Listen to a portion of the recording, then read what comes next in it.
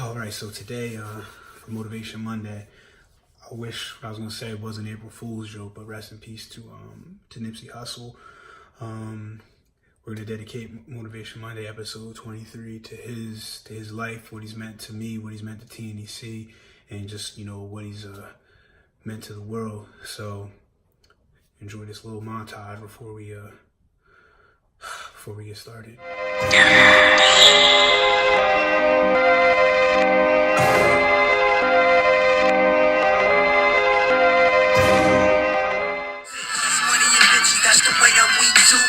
First get your grind on, then get your shine on, then come through daytime with the lights on. Now hit the fast lane. Somehow I escaped the fate of this life I lead. Divorced the street, she tried to kill me and my wife to be. Black widow, silk sheets and a satin pillow. This California king. Pull up in motorcades. I got a show today. It's all I'm trying to do. Hustle and motivate. Choppers a throwaway. Hustle the overweight. That's why they follow me, They think I know the way. Cause I took control of things. Ballin' the solo way. And if you Alright, so I'm gonna try to get through this one. It's Motivation Monday, so the theme is going to be the marathon continues. So there's a lot of prophetic things with that title, a lot of irony to the title. It happens to be my favorite, Nipsey Hussle mixtape, album, whatever you want to call it. So I just apologize. I speak from the heart. None of these Motivation Mondays are ever scripted or anything like that. I do think of some ideas, but I've always felt you got to speak from the heart. So that's what I do. So the one positive in all this is seeing how many people really love Nipsey and how many lives he touched. I mean, I knew that from personal experience, from friends that I've talked to and everything like that. But I mean, this man was a great spirit, was doing a lot of things, just from what he was actually physically doing in terms of, rebuilding his neighborhood and a positive message. And then, to the countless numbers of people he motivated, myself included, TNEC, TMC. And it was a lot of influence from Nipsey. So again, the theme is the marathon continues.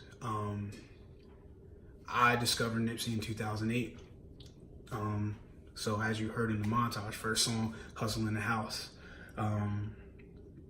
I was like, I always loved the crisscross jump. They sampled that. And I was like, man, who is this guy? This is really good. I heard it on MTV Jams. This is when I was still living in the DC area. So then at this point, he'd only been out for a little bit. He was just, he was getting big in LA. So then I listened and I'm like, man, this is really good. And I got back to it. So then I was hooked instantly, became a huge fan. He was, releasing solid music, was building steady, in that, because I remember I was on the East Coast hearing, West Coast artists like that, building a buzz, and then, fast forward a little bit to the marathon continues, and not saying that Nipsey wasn't, his music didn't have great content then, but I believe in the marathon continues is when he took that leap, is when he made that move to, okay, I'm an adult, I'm a grown man, I have a platform, I'm gonna start teaching people, I'm gonna start using my words to motivate. So, when he talks about who detached us and he talks about his connections to the street and how he was trying to better himself, better his people from there. And, and again, in that song, Who Detached Us, which is on here, he has Steve Jobs, his dogma speech, the commencement speech at Stanford, I think it was from 2005, a very famous speech. But you got to understand, people that were listening to Nipsey Hussle at that point, there's a lot of people, they barely knew who Steve Jobs was, and we're talking about 2011. So he was, helping to broaden our horizons. And then, the last one from the ironically titled Victory Lap, because if you know what a victory lap is, that's your, that last lap around the track. Hustle and motivate, and that's what he did for me. I watched his hustle. I watched his grind. I watched him go up, go down a little bit, figure things out, come back up. And it was always motivation. He was a soundtrack to several runs, several workouts when I was trying to get my health back and I was trying to get right. As I was starting to try to develop this company, so many times I was like, man, this isn't going to work. Nobody's going to care what I got to say. Nobody's going to listen to me. Nobody's going to want to train with me. All this self-doubt. But listening to him, it's a marathon. It's a marathon. Keep going. The marathon. So, you know, for Nipsey, you know, for myself, for my kids, for my friends, for anybody that counts on me, like he has so many other people that counted on him. We're going to continue the marathon. We're going to make sure his spirit lives on. You know, he transcended so many things. He transcended his circumstances. He transcended his surroundings. You know, he was doing things that, I'm just going to explain it in a way that he had access to places and areas that not everybody has access to. So you could be a lawyer or a doctor, you come in and your tie, shirt, tie, everything like that, and you're speaking to a certain group of, black youth. They're not listening to you. They don't care because the way they've been programmed and the way they grew up, all these different things, they don't see that. They don't see that as attainable. And then when you're coming in dressed in that manner, there's automatic distrust. There's automatic. They're just not listening. You really can't reach them. Like Tupac said, how am I going to reach my brothers if I don't talk like my brothers, look like my brothers, act like my brothers? Nipsey Hussle remained authentic his whole time. So when he would come speak to people, the at-risk youth would listen because he looked like them. He sounded like them. He came from what they came from and didn't change, even though, when I say he didn't change, he was still authentic to himself. He wasn't, somebody that all of a sudden became suit and tie. And even though he was doing suit and tie things, business ownership, which he was teaching us about, real estate ownership, investing ownership. He was teaching us about this all throughout his music. And he came out, when he would speak, that's what he was saying to the youth. That's what he's saying. I'm a 35-year-old man. That's what he was saying to me. That's what I was listening the whole time. Yeah, was I entertained? You damn right I was entertained, because he's a freaking wonderful musician. Or musician, artist, whatever you want to call it. Beyond wonderful. But he's even more of a wonderful human being. And the crazy thing is, it feels like I lost a friend.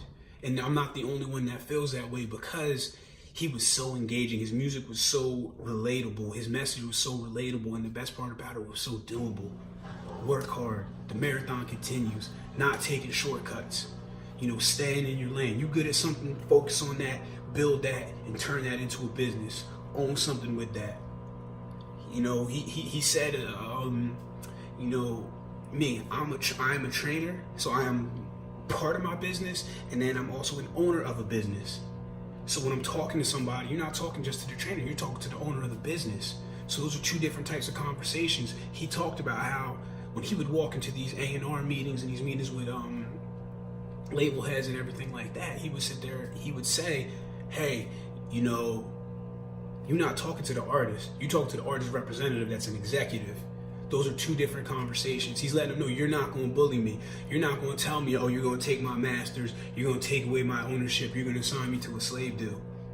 He taught us how to, pick ourselves up. He taught us, that you can do it self-made, It's just, this was just a tough one for everybody. Talking, I've taught some of my clients and people that you wouldn't even think knew anything about Nipsey Hussle he touched their lives. This is more of a rambling post just because I'm not even going to sit here and pretend to y'all. I'm not taking this well. I was probably still swollen. I've, shed a lot of tears over this. But, it's just, the best thing we can do, you gotta mourn, you gotta feel the loss. Then we gotta keep his spirit alive. You know what I mean? That's the best thing we can do to honor Nip. So that's what I'm gonna try to do. That's what I'm gonna do. So dedicating the rest of my pre-show cut down to Nip. you know, I can do at least that much for him, because unfortunately I never got to shake his hand. You know, a lot of things, never got to just say thank you, man. You know, because he's done a lot. I wouldn't, if it weren't for his music, there's a lot of, I wouldn't be where I am. And I'm not trying to say that facetiously. If anybody's actually had a real conversation with me way before this, you know, before his untimely passing, they would know how much he meant to me and how much his lyrics meant in terms of motivation and guidance. And, you know, at the end of the day, sometimes these, you know, these musicians and these artists, they're there for us when nobody else is. And as not to denigrate anybody in your life, it's just, you know, you pick up your phone or whatever you play your music on, you press play, and they're talking to you. It's a very intimate situation. When I'm sitting out there doing these runs, you know, early in the morning, and it's just me, I remember being so proud, so happy listening to Victory Lap, knowing, you know, have been a fan for so long, to hear the culmination, you know, of all that hard work, you know, and I'm just listening to it proud. Like, that was like my best friend. Like, man, he's made it. He did it. And then when he got robbed of the of his hip hop album of the year by the Grammys, you know, he was so gracious. You know, he was just happy for the opportunity to you know, to be up there and have his music, you know, put on a platform for other people to hear. And just was just taken from us way too soon. So, with that being said, everything in your life, you know what I'm saying, we just don't know. Here today, going tomorrow. So, just remember, whatever you're doing, in the words of Nipsey, the marathon continues.